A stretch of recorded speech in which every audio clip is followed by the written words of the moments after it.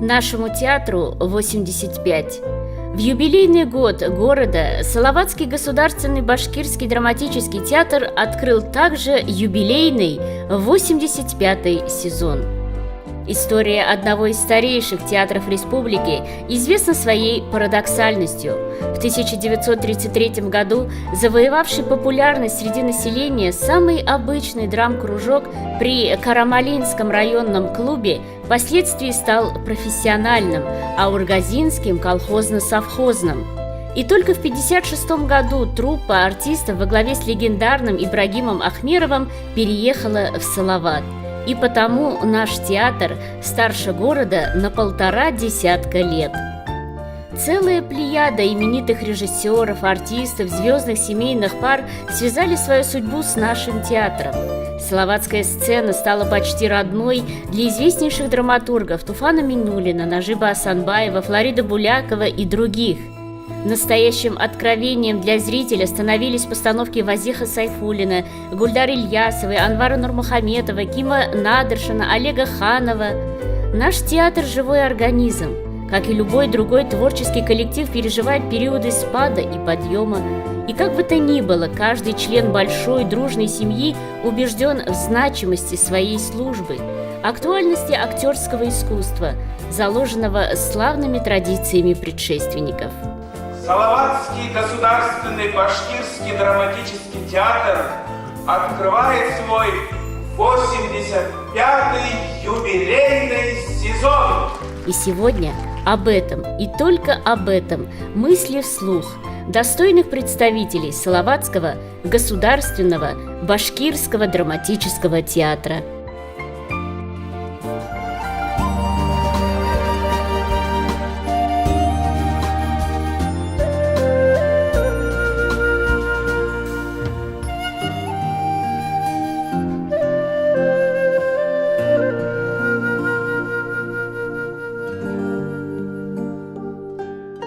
Театр мне дал очень много, вот у меня аж мурашки пошли, даже слезы наворачиваются, очень много хороших друзей по жизни он мне дал, друзей таких, которых редко встретишь.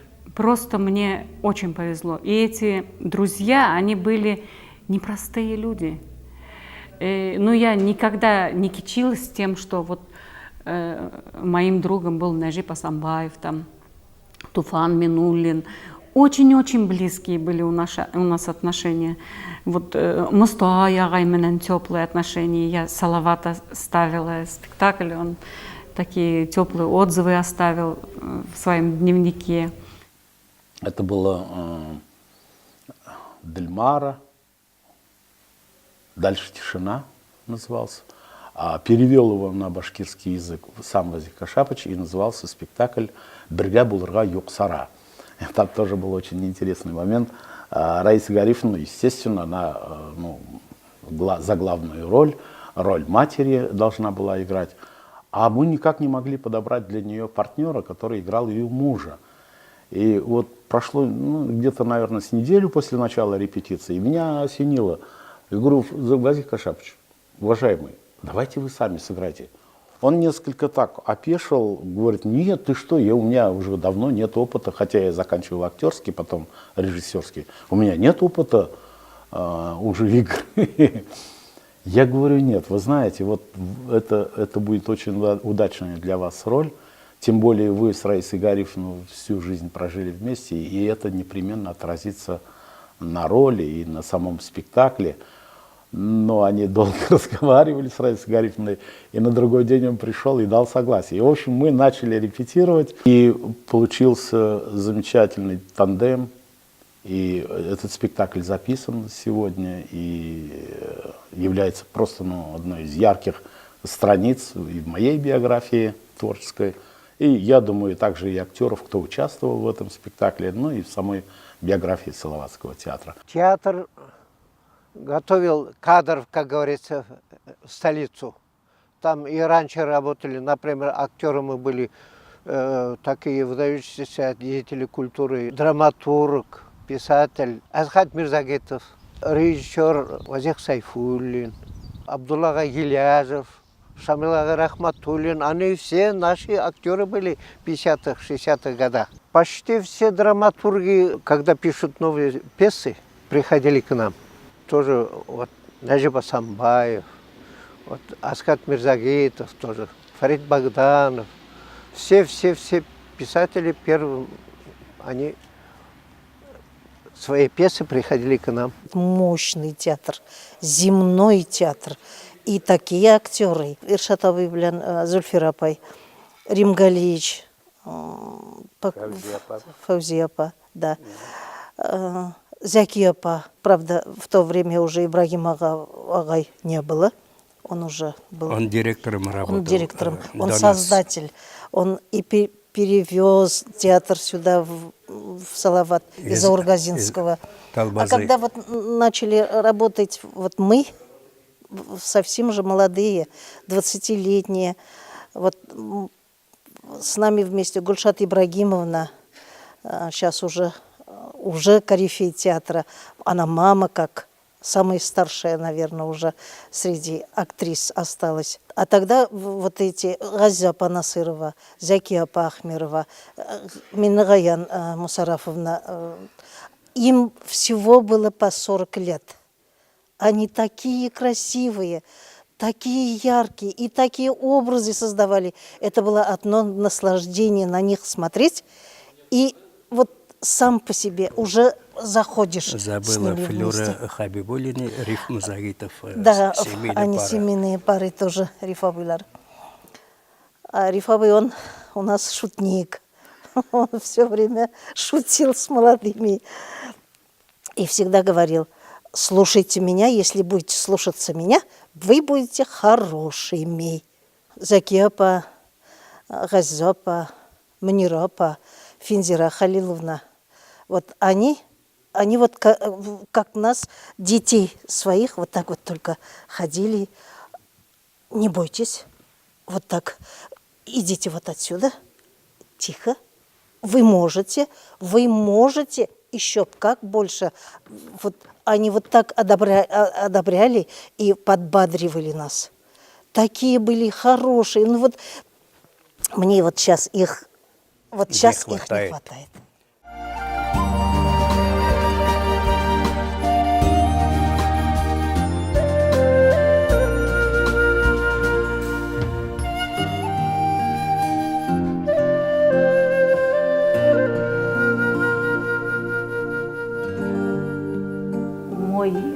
Любовь, моя судьба была, это моя жизнь, вот это. Я очень любил театр. Когда вот домой идешь после спектакля или после репетиции, домой идешь, дома вроде бы скучно, и летишь обратно в театр, прямо театром жила. Потом это проходит как-то. Это один из ступеней жизни было. Это школа жизни для меня. Я уже в данный момент на другой ступень пошла, на другой. Ну, это, как сказать, одной из ступеней моей жизни, которая была дана Богом, Аллахом, который. Алхамдулиллях. Ну, у меня вся жизнь прошла. Я здесь замуж вышла. У меня муж Хасанов Марат Абдрахманович работал вот здесь, в этом театре. Много лет он был водителем автобуса, он водил актеров на гастроли. Потом у меня здесь родился сын. Вся жизнь прошла на колесах. Я очень люблю до сих пор, люблю вот приходить в театр, вот спектакли смотреть. У нас очень талантливый актер работает здесь. Я хочу, чтобы этот театр жил, всегда жил, потому что вот этот театр, он уже несет вот национальную культуру. Наш башкирский язык, он носитель нашего башкирского языка. Чтобы сохранить наш язык, надо сохранить этот театр. Я хочу, чтобы этот театр жил. Иң беренче рәттән халыкка әйтер һүзебез безнең сәхнәләге эшебез. Спектакль менән халыкка күренеп, әйтә һүзләр шунда әйтелә. Я булмаһа театралаштырган тамаша менән. Һәм менә шунда инде тамашасы безнең эшебезде баһалап күреп, Салават театры бындайрак кимәлдә эшләй икән. Провинциаль театр булуына карамастан бик югары кимәлдә, профессиональ кимәлдә эшләй икән. Дөресен әйткәндә, һәрбер театр, безнең театрыбыз иң һәйбәт театр дип әйтә. Шуңа күрә Салават театрының баһаһы әлбиттә республика кимәлендә югары. Була бит инде отышлы спектакльдәр, гөрләп барган спектакльдәр. Була ябайрак, сак кына халыкка охшап битмәгәннәре, барып битмәгәннәре булу ихтимал бит инде. Шулай булуына карамастан бына спектакльдә ниндәйдер зритель тамашасы шундай якын итеп ихлас кабул итә. Ә уларның арасында нитәңдә барыбер дә миңа охшаманы, миңа етмәне, яки артык булды дигәннәр лә табыла. Он целую тетрадь он выучил наизусть. У него с памятью не очень было хорошо, поэтому он вызубрил всю эту роль. И Сайфуллин, этот Вазык Кашапович, режиссер, рядом сидел, и вот они репетировали по тетради. И он все прям без ошибок, все говорил роли. И последние слова у него «Кояшымды урланлар, кояшымды урланлар». И вот и умирает. Жены у него 7 жен было там. Это спектакль «Шонкар» Ангамат Наваева. Вот последний спектакль вот этот вот делали они. И после его смерти уже не играли его. Даже не ставили его, не поставили. Потому что Арсланбаев некому было играть. Вот. И Салима, Залифа, и свалился, говорит, упал. А Вазык Кашапович говорит, ну уже по-настоящему ты прям играешь уже это. А он на самом деле умер.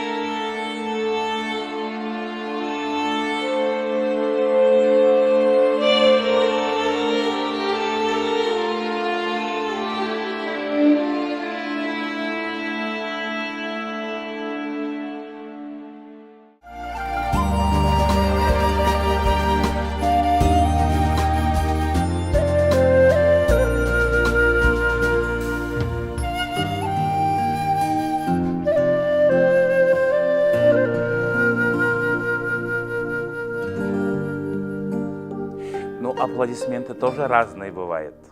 Бывают аплодисменты бурные, бывают аплодисменты такие жиденькие. И бывает, когда мы на сцене, мы чувствуем зал. Мы чувствуем зал. Если же как бы, выходя, когда спектакль начинается, если мы уже цепляем зрителя, и это мы уже начинаем ощущать на сцене. И бывает, когда свою сцену отыграешь, и там ждут уже выхода следующие, как бы, мы уже говорим, зал зацепили, давайте держать вот эту марку, давайте держать ритм, чтобы зал не успел охладиться, да, поэтому и когда вот на этом дыхании, когда вот этот темпоритм спектакля сохраняется на протяжении всего спектакля, и потом финале шквал аплодисментов, мы уже понимаем, все, зритель нас полюбил. Әгәр дә һиңә халык моны теге плюс зарядлар булһа, һиңә ихлас итеп караһа, ул һиңә сразу килә шул. Делалык килә. Ой, бұл тамашасыз шул тиклем менә йыелган, шундай һәйбәт итеп карай итеп без сыгып һөйләшәбез бит инде актерлар уйдара. Әгәр дә менә тамашасы менән ни булмаһа, бәйләнеш, уйнап сыгу кыен була. Һин ыңгай образ уйнайһың, кире образ уйнайһың да һин бит образыңды яратып уйнайһың. Менә һин кире образ уйнайһың да һин аның теге ыңгай яктарын үҙеңә бит табырга тырышаһың. Шуга ул теге мин кире образ уйнайм дип кенә әйтеп булмай. Әгәр дә бәлки һинең кире образыңды халык ныграк яратыр ыңгай образга караганда. Уны бит белеп булмай. Шулай дип җиткерә белергә кирәк, наверное, кешегә, халыкка. Һәм даже шул уйнаган образыңдан һин үзеңә адактан ниндәйдер шуның хадатларын алаһың. Хәтта һин аны эшләп сыгараһың, һин үзең эшләп сыгараһың бит инде. Әмма ул барыбер бит инде һинең булмышың менән шул килеп сыга бер образ. Адаттан шул образдан һин үзеңә ниндәйдер хадатларын барыбер алаһың. Кызык бит. Гомумән театрда эшләй башлагас, бына нисә ел эшләүдән күп нимәгә өйрәндем дип әйтергә була. Гомумән театр нимә ул? Нисек? Чөнки без укып чыкканда бер яктан үзебезне ул заманга бөек артистлар дип санаган хәлдәлә, хәзер аңлайбыз, что без ул вакытта бигрәк яшел булганбыз, бер нәмә күп нәмәләрне аңламаганбыз икән. Гомумән театр институттан укып чыкканда, унда институт ниндәйдер артистларны әйтәйек хайлап кына алала, укытып сыгаруга ниндәйдер аңлатма биреп кенә ябара. Гомумән өйрәнү, театрда аңлау осталыгына, актер осталыгына өйрәнү ул театрда эш вакытында гына өйрәнергә була. Шуны хәзер аңланык. Гөлшат апай Зиядетдинова, Гөлсәсәк апайдар, Шәриповалар безгә һез ошо театр эшкә сакырган, һез дә ошо театрда төпләнеп, ошо театрды гына яратып, эшләп китегез, ошо театрда калыгыз. Бына безнең һезгә теләк дип шул әйткәннәр истәй. Бергә укыгас, безнең эшләү манерабыз дип әйтәм микән, бер иш. Өсебезнеке. Ул барыбер укытучысынан да тора бит.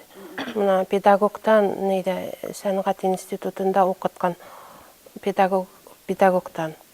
Без Гүлярсланна укытты бит инде. Хөрмәт агай, Нури апай, Рәфил агай. Мына уларның бер төрле, башка укытучысыныкы бер төрле. Безнең мына педагогыбызның Гүлярсланның әйткән сүзләре беренче курстан ул бына ошо бездә сәхнәгә килтереп тапшырганга тиклем безгә әйтә килде. Сәхнәгә сыгаһыгыз икән, тамашасыны алдарга тырышмагыз. Яшәргә кирәк сәхнәлә, яшәргә. Бына шул девиз мына ул безнең өсәүбездә лә ана шул хиделеп киләлер дип уйлыйм.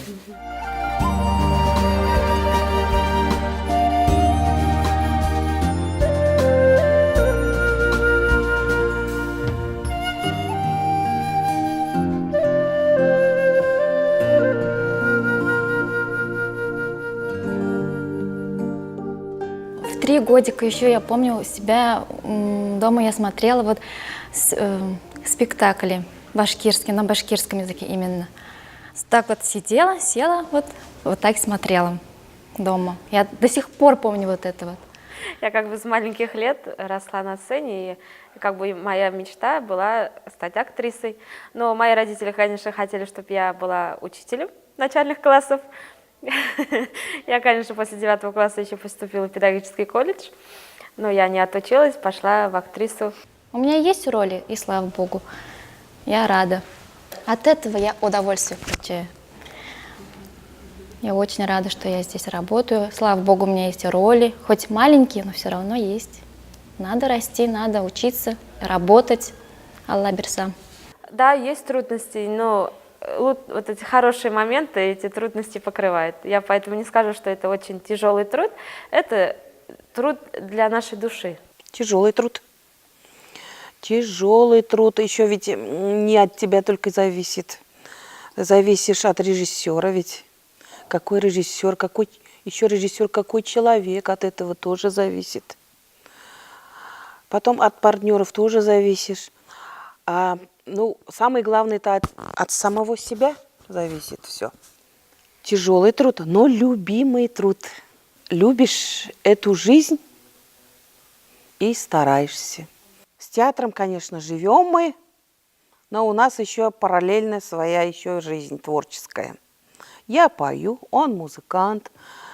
Якуб, он все может, все музыку пишет, снимает видео, фотографирование, все. Чего только он не делает. Если начнешь это считать, вот говорят же, Иркашин 70 түрлі өнерді аз. Вот он подходит, мне кажется. Вот мы с мужем приходим домой и не забываем про нашу работу. Мы продолжаем работать и дома. Мы обсуждаем, иногда повторяем свои роли, и иногда друг другу подсказываем. Потом, когда какой-нибудь спектакль посмотрим с детьми, они тоже с нами вместе обсуждают этот спектакль. По-другому не получается, и мы не пытаемся по-другому жить, потому что только так можно жить, работая в театре. Наши дети, они настолько, я им благодарна, они спокойные, они не капризные. Они вот как-то с детства нас понимают. Когда мы вот даже поздно возвращаемся, старший смотрит за младшими. Вот сейчас средняя дочка пошла в школу, старшая помогает ей с уроками. Ну вот как-то вот, не знаю, так происходит, что мы специально вот так вот даже не выстраиваем. Ну вот из-за того, наверное, потому что, наверное, что мы любим свою работу, и дети это видят и относятся к нам пониманием. Не поверите, сама поражаюсь. Не знаю, как-то вот так вот получается.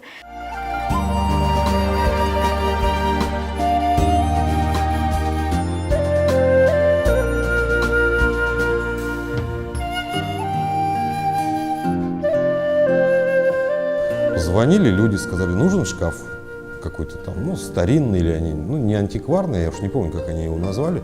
Я сказал, нужен, приезжайте, когда, завтра. Я все заказал, машину грузовую, поехал, приезжаю, тут куча работы, я говорю, давайте шкаф. Они, нет, подождите, зайдите домой. Я говорю, зачем?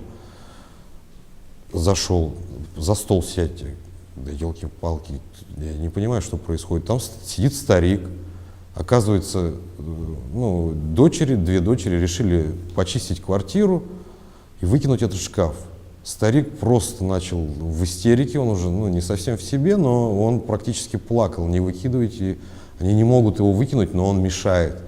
В него ничего конкретно хорошего не положишь, там полок, он такой, как платяной, что ли, там для вешалок. Они что придумали? Они придумали, что, ну, мы отдадим его в театр. Я сел, мы пьем чай, он говорит, мой шкаф будет играть в спектаклях? Я говорю, ну, конечно, будет.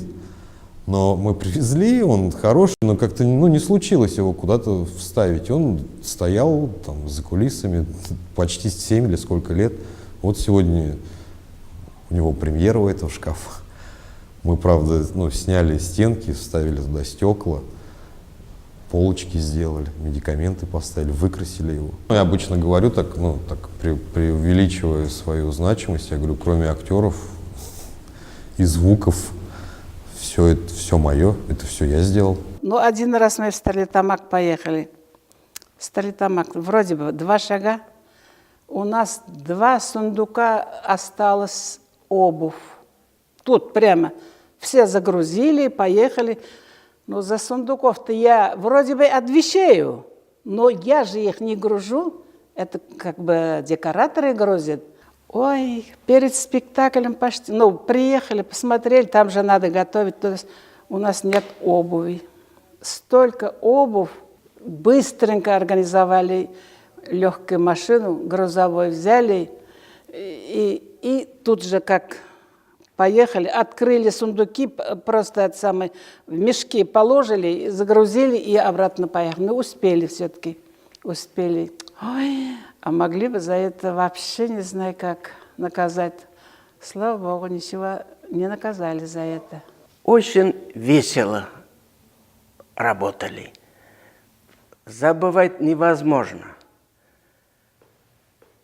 какие тут там интересные, какие анекдоты, какие во время спектакля даже. Вот мы это самое за 2 месяца с половиной это самое выезжали на летние гастроли выезжали. Один московский критик приехал нам. Мы тогда в гастролях были, например. Мы вот говорим, рассказываем, как этот самый вы терпите это за такое время, за такое долгое время.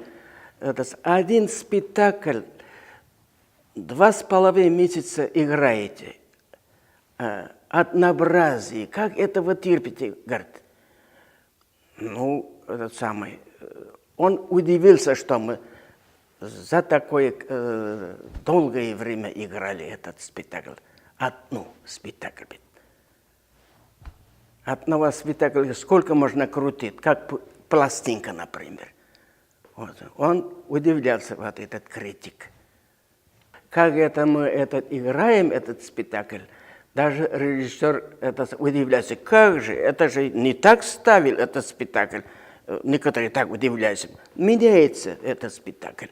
У каждого есть, значит, из себя какой-то, значит, взгляд, находит всякие интересные слова.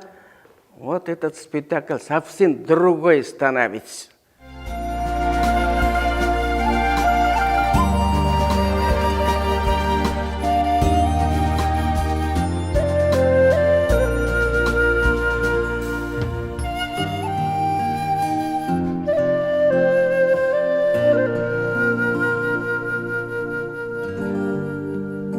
Салаватский театр был и остается всегда открытым для других режиссеров, да, которые приезжают, ставят. Вот, допустим, Антон Федоров, который здесь уже неоднократно ставил спектакли, его спектакль уже номинирован на «Золотую маску». Поэтому это говорит о том, что если бы театр был закрыт, то таких бы хороших спектаклей и хороших существенных таких этапных вещей бы не происходило. Поэтому в этом плане хотелось бы это тоже придерживаться этой политики, да, что театральный такой, чтобы были открыты двери, ребята приходили с какой-то, если у них есть какие-то интересные задумки, чтобы это как-то на сцене осуществлялось, чтобы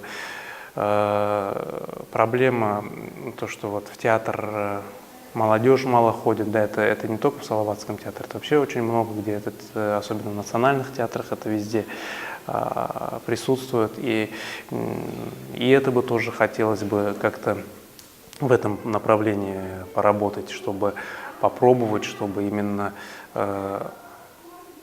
подростковый, так скажем, зритель у нас свой тоже был. Я считаю, что поставить спектакль для детей сложнее, чем для взрослой публики, если так честно разбираться. У меня это получается, я скажу так, нескромно, даже, наверное, неплохо получается. Детские сказки — это всегда больше простор для фантазии, то есть там горизонт безграничен, можно придумывать и придумывать, делать и делать, фантазировать. То есть формат сказки, он такой, что там допустимо все.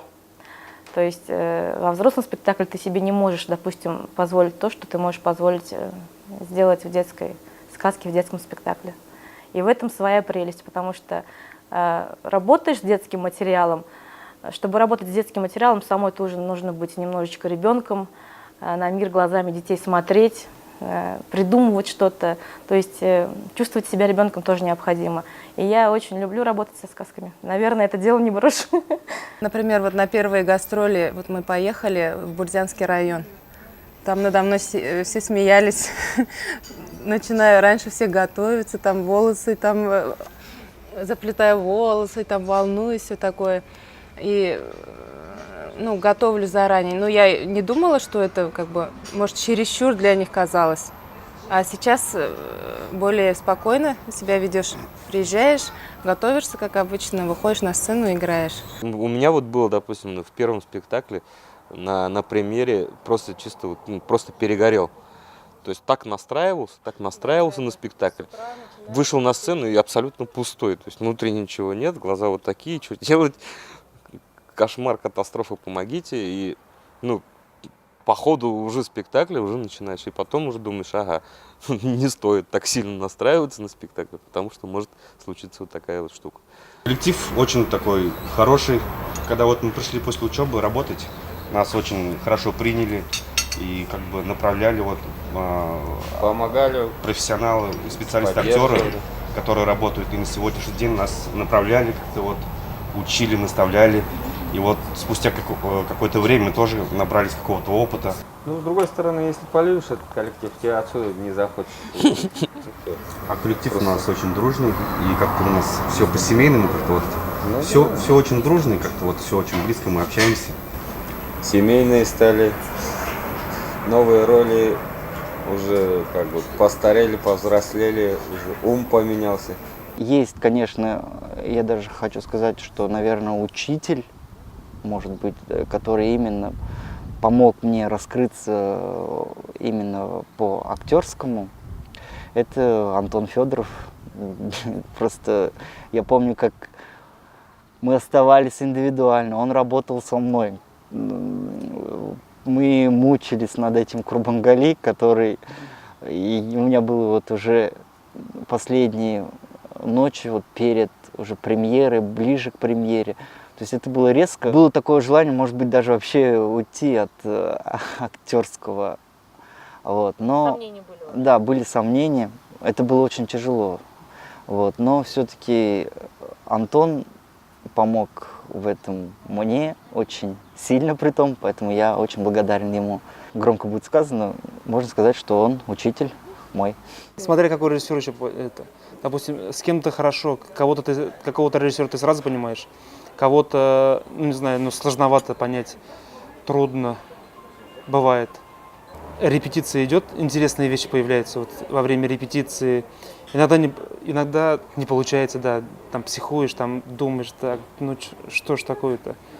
Но в конце концов все равно, вот когда премьера выходит, допустим, приятно, вот, когда полный зал, зрители смотрят и аплодируют, это действительно думаешь, да, то есть, да, стоит там, допустим, что-то сделать. Не то, что что-то, а заниматься этим искусством. Без зрителя театр не может существовать.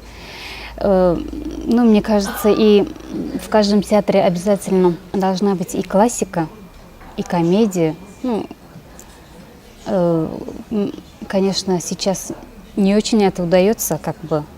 Народ, в основном зритель ходит на комедии. Вот, но, конечно, спектакль, вот, например, как у нас мы выпустили вот «Земляки» Мустай Карима, вот такие спектакли очень нужны театру.